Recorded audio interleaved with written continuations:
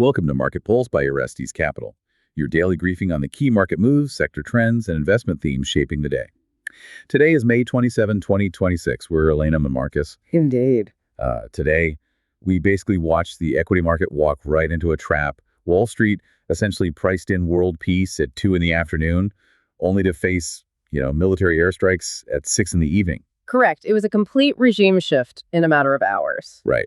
So looking at today's data deck, we're tracking 3 critical themes that define this highly volatile 24-hour cycle. First, we witnessed a massive intraday whipsaw in crude oil. Driven by that premature optimism regarding an Iran peace deal. Exactly, which was then completely violently reversed by post-close U.S. airstrikes. Second, underneath the index surface, we tracked a stark equity sector rotation. Consumer discretionary rallied on the illusion of oil price relief, while technology and semiconductors suffered an overdue pullback. All right. And third, we are seeing a hawkish recalibration in global rates, which is being spurred by sticky manufacturing data, sticky global inflation, and central bank commentary, specifically targeting artificial intelligence-driven capital expenditure. Moving to today's data, it's crucial to frame expectations for you right at the outset. If you look at the U.S. cash session, today's market essentially priced in a geopolitical soft landing. Traders operated under the assumption that diplomatic progress in the Middle East would durably lower energy inputs. Right, but that entire narrative was fundamentally invalidated after the closing bell, which sets up a highly volatile shift for tomorrow's open.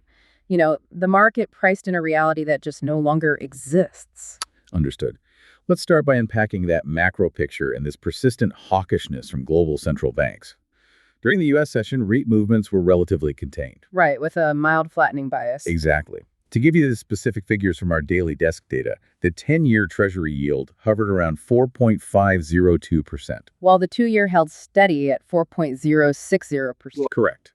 Curve spreads showed the 2-year, 10-year spread sitting at a positive 44.2 basis points. So the front end remained anchored largely because Federal Reserve pricing stayed stable in the immediate term, but the long end caught a slight bid. Because as crude oil plummeted intraday, it temporarily reduced the inflation premiums that investors demand for holding longer duration debt. Indeed. However, that dynamic completely fractured post-close. Following the Strait of Hormuz airstrikes, the 10-year yield spiked 5 basis points to 4.53% in Asian trading. The inflation fears reignited instantly. Correct. And we are seeing this hawkish pressure globally, not just in the U.S., right? In today's proprietary updates, we noted the Bank of Korea maintained its benchmark rate at 2.50%. But Governor Shin's post-decision commentary was the real story. Right. He explicitly noted that a rate hike would have been fully justified due to global bond pressures and sticky inflation. And the foreign exchange market reacted immediately, driving the Korean won down 0.7% to 1,509 against the dollar. When a central bank signals its hands are tied by global bond markets, capital just immediately seeks higher ground. Understood. And this pressure is not isolated to Korea, Look at the Japanese yen. USDTPY remains elevated at 159.30 as the Bank of Japan continues its bond purchase operations. Domestically, the data does not offer any relief for those hoping for rate cuts either.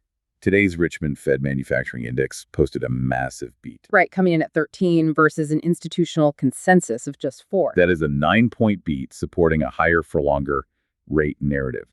But I want to pivot here. Our dealer desks noted Federal Reserve officials warning that artificial intelligence productivity spending might actually push rates higher before the productivity boom arrives. Right, it's a critical dynamic. So can you break down for the listener from first principles how an AI CapEx boom creates immediate inflation for regular investors?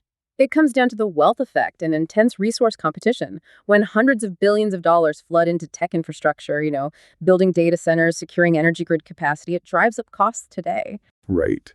These corporations are pulling future demand forward. They are competing for land, copper, cooling equipment, and labor right now. This stimulates the broader economy in the immediate term, forcing aggregate prices upward. Correct. Consequently, the Fed is compelled to keep the 10-year yield elevated to cool down that aggregate demand. The deflationary benefits of AI are years away, but the inflationary reality is happening today. And we can see the immediate collateral damage of that elevated 10-year yield directly in our latest run of desk data. MBA mortgage applications fell 8.5% just this week. Exactly. The consumer is facing an immediate squeeze on affordability. because a 4.53% 10-year yield translates directly into prohibitive mortgage rates. Moving to today's data in sector and equity flows, that squeeze on consumer affordability makes what happened in the equities market highly counterintuitive today. I mean, the cap-weighted S&P 500 closed flat, up just 0.02%, but that masks a severe internal rotation. Right, equal weight was down 0.07%. Consumer discretionary actually led the day, finishing up 1.76%. Consumer staples was up 1.14%. The catalyst there was the intraday drop in oil, which ignited travel and leisure equities. We saw MGM Resorts surge 9.1%, United Airlines climb 6.3%, and Norwegian Cruise Line rally 6.1%. The market aggressively priced in a relief rally based entirely on plummeting fuel costs. Conversely, tech dragged the market down May to 0.38%. The pain was heavily concentrated in semiconductors, right? Qualcomm dropped 6.2%, and Skyworks fell 5.7%. Appleoven was a standout positive at plus 10.4%, but the broader chip complex was extremely heavy. Well, looking at our latest run of positioning data, this semiconductor drop is essentially an overdue pullback from extreme overbought territory. Institutional demand in tech is aggressively shifting toward hardware and servers. On that point, if the consumer sector rallied nearly 2%, why are our proprietary flow updates showing institutions pressing shorts and trimming long supply in names like Carnival, Dick's Sporting Goods, and Starbucks? It's a great question. Dealer desks are noting a heavy 2-to-1 seller skew in that exact sector. Right. And the reason is that real money, fundamental institutional capital, is not chasing this consumer rally. Our desk data shows this upward move was highly reliant on short covering and beta chasing. Entirely tethered to the temporary dip in crude oil. Correct. Institutions use the intraday liquidity provided by this short covering to exit their own positions, leaving retail buyers potentially exposed to the overnight reversal. Which brings us directly to commodities and hard assets. The U.S. cash session traded on an absolute mirage today. WTI crude dropped an aggressive 5.6% intraday, settling at $88.68 per barrel. Brent dropped 4.6% to $92.25. The primary driver was premature peace deal optimism surrounding the Strait of Hormuz, and that optimism immediately compressed energy equities. Right. The energy sector ETF dropped 1.49%, and Baker Hughes dropped 5.3%. But then we received the post-close reality check. Indeed. U.S. Central Command conducted fresh airstrikes on Iranian targets near Bandar Abbas and shot down 4 drones. Consequently, WTI rebounded immediately above $92, and Brent pushed toward $98 in Asian trading hours. I mean, think of today's oil pricing like a physical rubber band.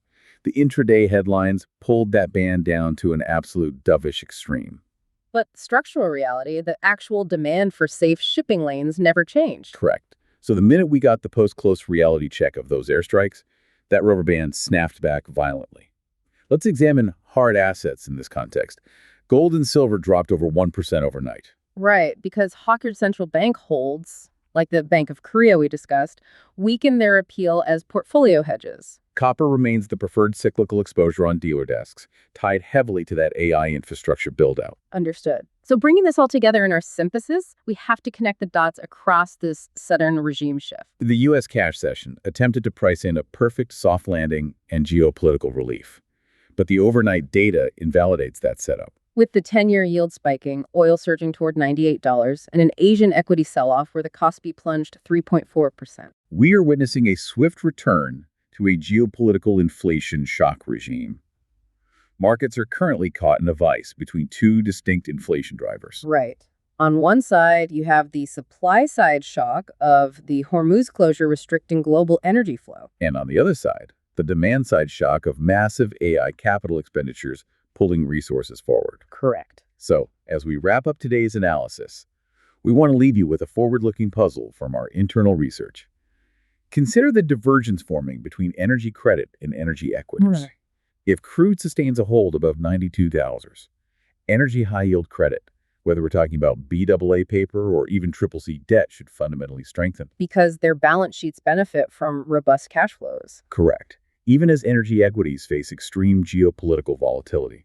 As you look at your portfolio tomorrow, ask yourself, are you pricing in the reality of a persistent supply shock, or are you still trading on the ghost of yesterday's short-lived peace rally? To quickly recap a volatile 24 hours, premature oil price relief drove a consumer rally, only to be entirely undone by overnight strikes in the Middle East. This sent crude back up, and put fresh upward pressure on global yields. Thank you for listening to Market Pulse by Orestes Capital. We're Elena and Marcus. We'll be back tomorrow with the latest market color.